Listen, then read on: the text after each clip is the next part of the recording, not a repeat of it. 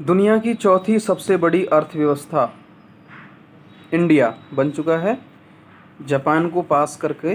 और इंडिया चौथी अर्थव्यवस्था बन चुका है। न्यूज़ चैनल्स में, सोशल मीडिया पे आपने हर जगह देखा होगा।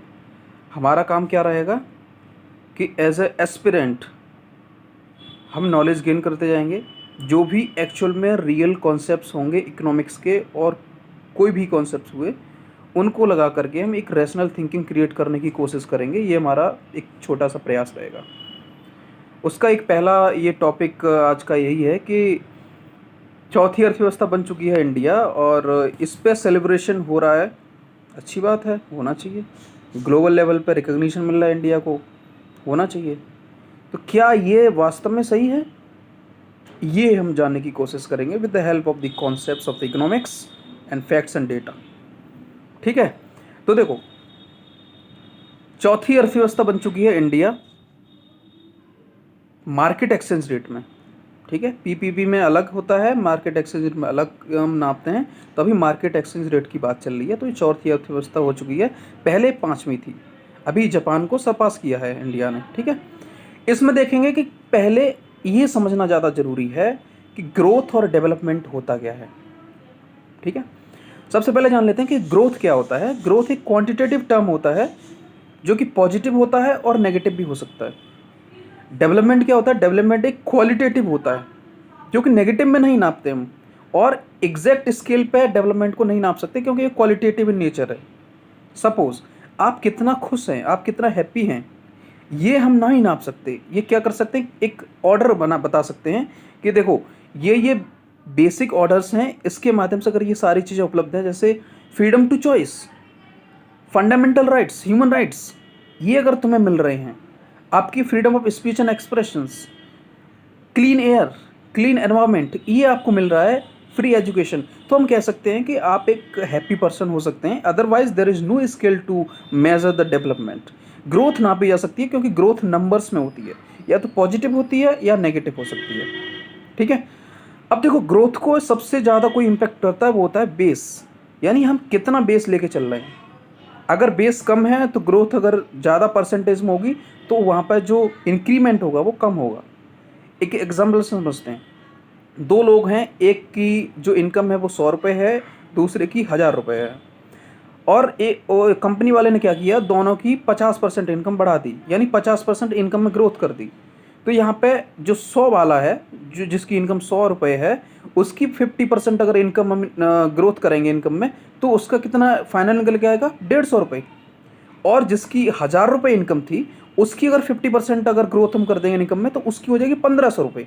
इसका मतलब क्या हुआ, पहले वाले की इनकम में ग्रोथ हुई है वो 50 रुपये हुई है, और दूसरे वाले की इनकम में जो ग्रोथ हुई है वो 500 रुपये की हुई है। इसका मतलब ये हुआ कि ग्रोथ को जो इम्पैक्ट करता है वो बेस इफेक्ट होता है, यानी जो बेस है वो वही उसको इम्पैक्ट करता है ग्रोथ को। इसको क्या कहते हैं, बेस इफेक्ट कहते हैं। अगर आपकी जीडीपी छोटी है, अगर आपकी परसेंटेज में ज़्यादा भी अगर ग्रोथ हो रही है, इसका मतलब यह है कि आपकी जो नंबर्स हैं वो ज़्यादा नहीं बढ़े हैं।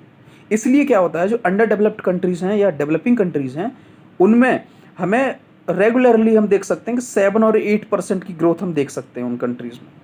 रादर अगर हम डेवलप्ड कंट्रीज़ की ग्रोथ देखें तो वो हार्डली 4 to 5% ग्रोथ चलती है उनकी। क्यों, क्योंकि वो ऑलरेडी डेवलप हो चुके हैं, उनका जो बेस है वो इतना हो चुका है। जैसे सपोज यूएस की बात कर लें तो 27-28 ट्रिलियन डॉलर इकोनॉमी बन चुका है। तो उसका जो बेस है, इंडिया का कितना है, 3 पॉइंट समथिंग डॉलर इकोनॉमी या $4 ट्रिलियन डॉलर इकोनॉमी है। तो उसका इम्पैक्ट पड़ेगा। 10% इकोनॉमिक ग्रोथ अगर इंडिया में होगी और 10% यूएस में होगी तो उसका बहुत बड़ा इंपैक्ट पड़ेगा। समझ रहे हो ना, यानी टोटल जो इंक्रीमेंट होगा उसे बेस इफेक्ट इम्पैक्ट करता है। दूसरी बात है डेवलपमेंट की। डेवलपमेंट क्वालिटेटिव होता है। ये क्या होता है, देखो, एक इकोनॉमिक डेवलपमेंट की बात करते हैं तो social welfare along with the real per capita growth. Real per capita growth की बात करते हैं विद विद किसके, with the help of the real per capita income growth. ठीक है, सोशल वेलफेयर होगा। तो ये इकोनॉमिक डेवलपमेंट की बात हो गई। अब देखो, यहाँ पे दो तरह की जीडीपी ग्रोथ होती है। ठीक है, एक होती है नॉमिनल जीडीपी ग्रोथ, एक होती है रियल जीडीपी ग्रोथ। उसको सबसे पहले जानेंगे। सबसे पहले हम देख लेते हैं जीडीपी होती क्या है।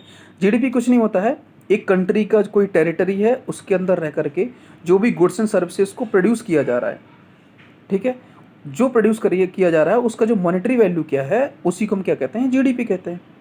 जीडीपी किस 2 ईयर्स पे नापी जाती है, 2 ईयर के प्राइसेस पे। अगर हम जीडीपी को करंट ईयर जो ईयर चल रही है उसके प्राइसेस पे नापें, मेज़र करें, तो वो होगा हमारा नॉमिनल जीडीपी। उसी को अगर हम जो एक बेस ईयर रखा जाता है उसके प्राइसेस पे अगर मेज़र करें या कैलकुलेट करें उसको कहते हैं रियल जीडीपी। एग्जाम्पल के लिए अभी अगर हमारा जो बेस ईयर चल रहा है वो 2011-12 है, 2026 फाइनेंशियल ईयर से हमारा स्टार्ट होगा 2022-23, ठीक है। अभी हम बात कर रहे हैं 2011-12। इसका मतलब पहले समझते हैं कि क्या एक्चुअल में जीडीपी ग्रोथ है वो कितना मैनिपुलेट कर सकती है इंसानों को, ठीक है, जिनको नॉलेज नहीं है। अभी देखो एक एक देखते हैं फंडा क्या होता है। सपोज 2011-12 रखा गया है, 2011-12 में इंडिया में मान के चलो कि 10 पेन बनाए जा रहे थे, 10 पेन, ठीक है। एक एग्जाम्पल के लिए लेते हैं, एक पेन की वैल्यू उस टाइम पे एक पेन का जो प्राइस था वो 10 रुपये था। तो उस टाइम पीरियड में 2011-12 में हमारी जो जीडीपी होगी वो कितनी होगी, प्राइस इंटू क्वांटिटी, यानी टोटल निकाल लो उसको, तो कितना हुआ, 10 इंटू 10 यानी 100 रुपये हुआ। अभी हम 2022 की बात करते हैं या 2025 की बात करते हैं, 2025 में मान के चलो कि सेम सेम 10 ही पेन बनाए गए हैं, लेकिन उसका जो प्राइस है वो बढ़ करके 20 रुपया हो गया है। तो क्या हुआ, अभी जो जीडीपी निकालेंगे, जीडीपी कैलकुलेट करेंगे तो जीडीपी कितनी निकल के आएगी, 20 इंटू 10, इसका मतलब होगा 200। इसका मतलब क्या हुआ, पेन उतनी बनी, 10 पेन तभी 2011-12 में बनी थी, 10 पेन अभी 2025 में बन रही हैं, लेकिन प्राइस में इंक्रीमेंट हुआ है। समझ रहे हो, तो ये क्या हुआ, रियल जीडीपी ग्रोथ है वो जीरो ही है, यानी रियल जीडीपी ग्रोथ नहीं हुई है। ये सिर्फ प्राइस की वजह से, इन्फ्लेशन की वजह से ये हमें इम्पैक्ट देखने को मिला है। इसको कहते हैं हम नॉमिनल जीडीपी, करंट ईयर पे नापते हैं। तो इससे एक अगर देखते हैं कि अगर इन्फ्लेशन का कितना इम्पैक्ट पड़ा है, उससे निकालते हैं जीडीपी डिफ्लेटर, जो कि होता है nominal GDP upon real GDP into 100 कर देते हैं, क्योंकि वो पॉइंट में वैल्यू आती है तो परसेंट में समझने के लिए 100 कर देते हैं। ठीक है, बात समझ में आई। यानी अगर गुड्स एंड सर्विसेज किसी बेस ईयर में उतने ही बन रहे हैं और किसी आगे वाले ईयर में उतने ही बन रहे हैं, उसको नॉमिनल जीडीपी है, और उधर हमने कैलकुलेट किया रियल जीडीपी, तो उसमें अगर अंतर आ रहा है तो ये देखना जरूरी है कि गुड्स एंड सर्विसेज में जो प्रोडक्शन में जो बढ़ोतरी हुई है वो नहीं हुई है, तो रियल जीडीपी ग्रो नहीं हुई है, सिर्फ प्राइस बढ़े हैं। ठीक है, तो हमें नॉमिनल जीडीपी भी मैनिपुलेट कर सकता है। ठीक है, ये बात हुई नॉमिनल और रियल जीडीपी की बात करते हैं कि कैसे जो रियल जीडीपी है वो असिस्ट करती है लोगों को कि सोशल वेलफेयर हो सके लोगों का। ठीक है, देखो रियल जीडीपी अगर ग्रोथ होगी तो रियल पर कैपिटा इनकम में भी ग्रोथ होगी। वो कब होगी, एक कंस्टेंट है इसमें, एक वेरिएबल है, आपको पॉपुलेशन को स्टेगनेंट रखना पड़ेगा। अगर आपकी रियल जीडीपी ग्रोथ कम हो रही है, आपकी पॉपुलेशन ग्रोथ ज़्यादा हो रही है, इसका मतलब है कि आपका जो पर कैपिटा इनकम है वो कम होता चला जाएगा प्रोपोर्शनेटली। समझ रहे बात को, कि मान के चलो कि अगर 2% की बढ़ोतरी हो रही है रियल जीडीपी ग्रोथ, और मान के चलो 4% की बढ़ोतरी हो रही है पॉपुलेशन ग्रोथ में, यानी पॉपुलेशन ज़्यादा तेज़ी से बढ़ रही है, रियल जीडीपी कम तेज़ी से बढ़ रही है, इसका मतलब है कि हमारा रियल पर कैपिटा इनकम होगा प्रोपोर्शनेटली कम रेट से बढ़ेगा। ठीक है, ये बात हो गई। तो देखो क्या बात बोली मैंने कि पर कैपिटा इनकम होती है, वो भी एक असली मेजर नहीं होता है। क्यों नहीं होता है, अभी बताया, क्योंकि अगर पॉपुलेशन ज़्यादा बढ़ रही है तो पर कैपिटा इनकम भी सही नहीं बता पाएगा। एक एग्जांपल से देखते हैं, देखो एक फैमिली है, उसमें अगर 10 मेंबर हैं और उनमें 2 मेंबर हैं वो सीनियर मोस्ट हैं, उनके पास 2 करोड़ रुपया हैं, 1-1 करोड़ दोनों के पास है, दोनों के नाम में उसके अकाउंट्स में पड़े हुए हैं। बाकी जो 8 मेंबर्स हैं उन पर डिपेंडेंट हैं, उनके पास कुछ भी नहीं है। मैं बताऊंगा कि अभी देखो कैसे मैनिपुलेट किया जाता है। तो देखो अब अभी बात करें कि पर कैपिटा इनकम उस फैमिली की कितनी हुई, तो 2 करोड़ डिवाइडेड बाई 20 पीपल या 10 पीपल, तो 20 लाख रुपीस हो गया पर कैपिटा इनकम। समझ रहे इस बात का मतलब, बेशक वो लोग 2 लोग ही होल्ड कर रहे हैं 2 करोड़ रुपया, लेकिन बाकी 8 जो बचे हैं उनके पास कुछ नहीं है। लेकिन अगर पर कैपिटा इनकम की बात करते हैं तो वहाँ पे तो 20 लाख रुपया पर पर्सन बता रहा है। ये भी एक मैनिपुलेट करने वाला वो हो गया, क्योंकि ये भी एक सही मेजर नहीं दे सकता है, लेकिन हालांकि कुछ हद तक देख सकता है, क्योंकि एक फैमिली में इतना रुपया तो है, ये बताता है। यानी एक कंट्री में कितना रुपया है, एक पर्सन के कितने हिस्से में आ रहा है, ये बता रहा है। समझ रहे बात को, तो ये भी एक रियल मेजर नहीं हो सकता है। सेकंड थिंग इज, बात करते हैं कि कैसे ये अफेक्ट करता है। मान के चलो कि पॉपुलेशन ग्रोथ अगर स्टैग्नेंट है, ठीक है, देखो पॉपुलेशन ग्रोथ पे एक छोटी सी बात कर लेते हैं। कुछ लोग होते हैं कि बोलते हैं कि एक पर्टिकुलर कास्ट और पर्टिकुलर रिलीजन है जो ज़्यादा पॉपुलेशन बढ़ोतरी करता है। कहीं ना कहीं स्टेट्स में कहीं कहीं डेटा दिखता है, लेकिन इसका मतलब वो रिलीजन नहीं है। समझो बात को, there are some other variables too. आपका एजुकेशन लेवल हो गया, आपका विमेन एम्पावरमेंट हो गया, विमेन को एजुकेशन कितना मिला है, कॉन्ट्रासेप्टिव्स कितना यूज़ कर रहे हैं, या प्रिमिटिव थिंकिंग वाले लोग कितने हैं, या पैट्रियार्की कितनी है। तो ये ज़्यादा वेरिएबल्स हैं, ये ज़्यादा इम्पेक्ट करते हैं पॉपुलेशन ग्रोथ को, रादर कि कोई पर्टिकुलर कास्ट और रिलीजन। तो सबसे पहले ये बात नहीं बोलनी है कि कोई कास्ट या रिलीजन वाले लोग ज़्यादा पॉपुलेशन इंक्रीज करते हैं, ठीक है। तो अब देखो पॉपुलेशन स्टेगनेंट है, तो रियल पर कैपिटा ग्रोथ अगर होगी, नॉमिनल नहीं रियल की बात कर रहा हूँ, तो फिर सोशल वेलफेयर उस कंट्री में होना स्टार्ट हो जाएगा, इकोनॉमिक डेवलपमेंट होना स्टार्ट हो जाएगा। समझ रहे बात को। देखो दूसरी बात आती है इक्वालिटी की, ठीक है, इक्वालिटी की बात आती है। मान के चलो कि पॉपुलेशन ग्रोथ अगर एक स्टेगनेंट है, अगर बढ़ नहीं रही है पॉपुलेशन ग्रोथ, ठीक है, तो जो इक्वालिटी है, equal distribution of the wealth है नेशन का, वो ज़्यादा इम्पेक्ट करता है। कैसे? जैसे मान के चलो कि एक एजवर्थ वॉक्स के माध्यम से एक वो होता है लॉरेंज कर्व, एक एजवर्थ वॉक्स होता है, उसमें 45 डिग्री की लाइन होती है, वो लाइन ऑफ इक्वलिटी बोलते हैं उसको। उसमें दो कंट्री को कंपेयर करते हैं कि किस कंट्री में इक्वलिटी ज़्यादा किस में कम है, ठीक है। तो उसमें एक फॉर्मूला होता है, उसके अकॉर्डिंग निकालते हैं। तो पहले देखते हैं कि जो इसका एक कोफिशिएंट होता है उसको बोलते हैं गिनी कोफिशिएंट। तो गिनी कोफिशिएंट की जो वैल्यू होती है वो बिलोंग करती है कहाँ से, 0 to 1। तो 0 to 1 अगर बिलोंग करती है, उसका मतलब क्या हुआ है पहले ये समझ लो, बाद में हम समझ लेंगे इनइक्वालिटी होती क्या है एक्चुअल में, ठीक है। देखो अगर गिनी कोफिशिएंट की वैल्यू अगर 0 है, इसका मतलब है कि उस कंट्री में टोटल इक्वल डिस्ट्रीब्यूशन है वेल्थ का। अगर उस गिनी कोफिशिएंट का वैल्यू 1 के बराबर है, यानी 1 की तरफ बढ़ रहा है, इसका मतलब है कि उसमें इनइक्वालिटी बढ़ रही है कंट्री में। समझ रहे बात को। तो ये हो गया हमारा गिनी कोफिशिएंट के बारे में। तो एक इक्वलिटी की बात करते हैं, जैसे ऑक्सफैम की एक रिपोर्ट आई थी, उसमें बताया गया था कि 1% लोग मोर देन 50% वेल्थ इंडिया में होल्ड करते हैं, जो कि क्रिटिसाइज हुई थी। लेकिन आप खुद चेक कर सकते हैं, इंटरनेट पे जाके खुद रिसर्च कर सकते हैं कि इंडिया का और अदर कंट्रीज़ का गिनी कोफिशिएंट की वैल्यू कितनी है, तो आप खुद पता लगा सकते हैं, गवर्नमेंट का डेटा अवेलेबल होगा इस पर, ठीक है। तो देखो दो चीज़ें निकल के आएंगी। पहली बात, सोशल वेलफेयर कब हो सकता है। एक तो सोशल वेलफेयर के लिए सबसे पहला है कि सोशल इक्वलिटी होनी चाहिए, जो कि एक दूसरा कॉन्सेप्ट है। सोशल इक्वलिटी होनी चाहिए, इनकम इक्वलिटी होनी चाहिए, इकोनॉमिक इक्वलिटी होनी चाहिए, ठीक है, इकोनॉमिक एम्पावरमेंट होना चाहिए, इक्वल डिस्ट्रीब्यूशन होना चाहिए, इक्वल अपॉर्चुनिटी ऑफ होना चाहिए चीज़ों के लिए, ठीक है। अगर कहीं पॉपुलेशन है, कोई एक पर्टिकुलर कास्ट रिलीजन को एक अलग दे दिया जाता है, उनको इंक्लूड नहीं किया जाता है, जिसको बोलते हैं इंक्लूसिव ग्रोथ, इक्वल अपॉर्चुनिटीज़, ठीक है, ये मिलनी चाहिए, जो कि इंडिया में भली भांति मिलती है। कहीं कहीं करप्शन की वजह से ये चीज़ें हैम्पर कर जाती हैं, ठीक है। तो ये बात हो गई कि कितनी चीज़ें निकल के आई, per capita, real per capita growth होनी चाहिए, ठीक है। दूसरी बात, पॉपुलेशन स्टेगनेंट रहना चाहिए, ठीक है।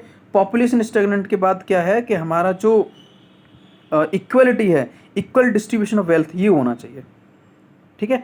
तब ये जो है सेलिब्रेशन है फोर्थ लार्जेस्ट इकोनॉमी वाला, ये मनाने लायक है, सब मनाएंगे, अभी भी मनाना चाहिए। लेकिन क्यों नहीं मनाना चाहिए, इसके पीछे एक रीज़न बता रहा हूँ। अकॉर्डिंग टू गवर्नमेंट डेटा, जो पीडीएस सिस्टम है, पब्लिक डिस्ट्रीब्यूशन सिस्टम, उसके अकॉर्डिंग इंडिया में 80 करोड़ टोटल पॉपुलेशन 142 करोड़ है, उसमें से 80 करोड़ लोगों को पीडीएस सिस्टम का हिस्सा हैं या उसका लाभ उठा रहे हैं, वो बेनिफिशियरी हैं। इसका मतलब समझ रहे हो, यानी बीपीएल और एपीएल वाले लोगों को उसमें दिया जाता है, ठीक है। जो लोअर मिडिल इनकम या पुअर पीपल होते हैं, उनको पीडीएस सिस्टम का हिस्सा बनाया जाता है, बेनिफिशियरी होते हैं। 80 करोड़ लोगों को अगर राशन देना पड़ रहा है गवर्नमेंट को, तो इसका मतलब है कि हालात उतने अच्छे तो हैं नहीं हैं। हैप्पीनेस इंडेक्स देख लो, उसमें अच्छे नहीं है, क्योंकि फ्रीडम चॉइस नहीं है। क्योंकि हैप्पीनेस इंडेक्स जो है वो बहुत सारे इंडिकेटर्स पे डिपेंड करता है। कुछ लोग कहते हैं कि पाकिस्तान हैप्पीनेस या हंगर इंडेक्स में हमसे ज़्यादा है, उन्हें ये नहीं पता है कि पॉपुलेशन, फ्रीडम ऑफ चॉइस, ये सारी चीज़ें, बहुत सारे इंडिकेटर्स होते हैं जो कि इन चीज़ों को अफेक्ट करते हैं। सबसे पहले डिटेल्स में जानने की ज़रूरत है आप सबको, ठीक है। तो ये हो गया। तो देखो बात करते वही कि पॉपुलेशन ग्रोथ है वो स्टेगनेंट रहनी चाहिए, इक्वलिटी रहनी चाहिए, ऑक्सफैम की रिपोर्ट के अकॉर्डिंग वो बताया था। हालांकि ऑक्सफैम की रिपोर्ट वो हुई है, तो गिनी कोएफिशिएंट आप चेक कर सकते हैं कि क्या चल रहा है आजकल का, ठीक है, इंडिया का, तो आपको पता चलेगा कितनी इक्वालिटी कितनी इनइक्वालिटी है। तो ये सारी जब चीज़ें होंगी, ये सारी जब चीज़ें होंगी तो सोशल वेलफेयर होगा, ठीक है, समझ रहे बात को, क्योंकि पॉपुलेशन उतनी रहेगी। लेबर मेकेनाइजेशन हो, लेबर को एक इनफॉर्मल सेक्टर में अभी 90% के लगभग इनफॉर्मल सेक्टर है, उसको फॉर्मलाइज करना चाहिए, उसका अकाउंट्स बनना चाहिए, ठीक है, समझ रहे बात को। तो ये जीडीपी को भी इम्प्रूव करेगा और लोगों की जो एक्सप्लॉयटेशन होता है, लेबर लॉज सही से काम करने चाहिए, वो एक्सप्लॉयटेशन खत्म हो जाएगा। एग्रीकल्चर की बात करते हैं, एग्रीकल्चर का मैकेनाइजेशन होना चाहिए। मैं बता रहा हूँ कि कैसे ये चीज़ें सुधारी जा सकती हैं, ठीक है। अभी बहुत सारे स्कीम्स चल रही हैं, स्कीम्स में क्या होता है कि करप्शन आ जाता है, वो सारी चीज़ें तो सही से इंप्लीमेंट नहीं हो पाती हैं, एडमिनिस्ट्रेटिव फेलियर्स देखने को मिलते हैं, वो सारी चीज़ें अलग बात है, ठीक है। तो अभी बात करते हैं कि कैसे किया जा सकता है। एग्रीकल्चर का मैकेनाइजेशन कर दो, प्रोडक्टिविटी बढ़ेगी। स्किल डेवलपमेंट, यानी हमारे पास अगर हाई पॉपुलेशन है, अगर हम स्टेगनेंट नहीं भी कर पाते हैं, अगर हाई पॉपुलेशन है उसको डेमोग्राफी डिपेंडेंट बनाकर उससे डिपेंडेंट लो। इसका मतलब है कि population as a boon use करो, एज ए कर्स यूज़ मत करो, समझ रहे बात को। पॉपुलेशन एजुकेशन लेवल अच्छा होना चाहिए, स्किल डेवलपमेंट होगा तो लोग रोज़गार अपने आप मिल जाएगा। स्टार्टअप्स जो हैं उनको सही से क्रेडिट का देना ज़रूरी है, क्योंकि क्रेडिट्स नहीं मिलेंगे, लोन नहीं मिलेगा सही रेट्स पे, तो स्टार्टअप्स काम नहीं कर पाएंगे। तो उनके लिए वो मिलना चाहिए, जिसके लिए एक शायद ई मुद्रा योजना करके चलती है, वो उसमें, ठीक है, वो सही अपना काम कर रही है। तो ऐसा नहीं है कि गवर्नमेंट का प्रयास नहीं है, गवर्नमेंट कर रही है उन चीज़ों को, लेकिन सारी चीज़ें सही नहीं हैं, ये समझना ज़्यादा ज़रूरी है। लोगों को मैनिपुलेट करने से ज़्यादा ये ज़्यादा ज़रूरी है कि जो ग्राउंड लेवल पे जो कुछ कठिनाइयाँ हैं, जिन 80 करोड़ लोगों को हमें राशन देने की ज़रूरत पड़ रही है, उनकी सिचुएशन कैसे सुधारी जाए। यानी टॉप के जो लोग हैं, अंबानी अडानी और जो बिजनेस क्लास फैमिली है, उनकी वजह से पॉपुलेशन ग्रोथ बढ़ रही है, समझ रहे बात को। तो हमें ये समझना पड़ेगा कि जो इंक्लूसिव ग्रोथ है उसे ध्यान में रखना चाहिए, इंक्लूसिव ग्रोथ रखना चाहिए, स्किल डेवलपमेंट होना चाहिए, सही से इंफ्रास्ट्रक्चर का डेवलपमेंट होना चाहिए, सप्लाई चेन में कहीं हैम्पर ना हो सप्लाई चेन, उसका ध्यान रखना चाहिए। ये सारी चीज़ें हैं। देखो, इंडिया में फूड इन्फ्लेशन क्यों रहता है, सबसे मेन कारण है सप्लाई चेन का हैम्पर होना। इंडिया इतना उगाता है कि जितना हम खा नहीं पाएंगे उतना तो इंडिया उगाता है, लेकिन उसमें ख़राब ज़्यादा हो जाता है। क्यों? क्योंकि सप्लाई चेन इंडिया की हैम्पर हो जाती है, सही नहीं है, इसलिए फूड इन्फ्लेशन ज़्यादा बढ़ता है। इन्फ्लेशन को रोकना है, इन सारी चीज़ों को रोकना है, अगर सच में सोशल वेलफेयर करना है तो इन चीज़ों पर ध्यान देना ज़्यादा ज़रूरी है।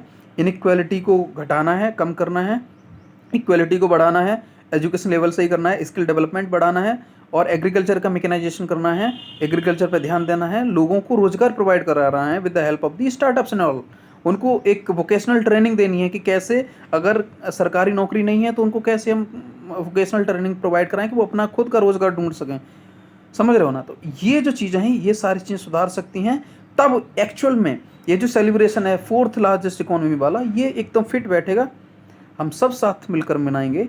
क्योंकि जब तक गांधी जी का एक वही है कि उन्होंने कहा था कि मैं वस्त्र तब तक धारण नहीं करूंगा कि जब तक लाइन में जो एंड में खड़ा व्यक्ति है उसके पास पूरे कपड़े नहीं हो जाएंगे, समझ रहे बात को। तो ये ज़्यादा ध्यान देना ज़रूरी है। तो समझ में आ गया होगा। ये एनालिसिस कैसा लगा आप सभी को बताना ज़रूर, ठीक है। और आज के लिए विदा। आगे आने वाले कुछ ऐसी कॉन्सेप्ट लेके आएंगे जिनको इकोनॉमिक्स के माध्यम से कुछ अच्छे अच्छे कॉन्सेप्ट्स हैं, एक रियल चीज़ क्या चल रही है, ठीक है, कैसे मैनिपुलेशन नहीं हमें फेस करना पड़े लाइफ में, उसके लिए देखते रहेंगे। Thank you.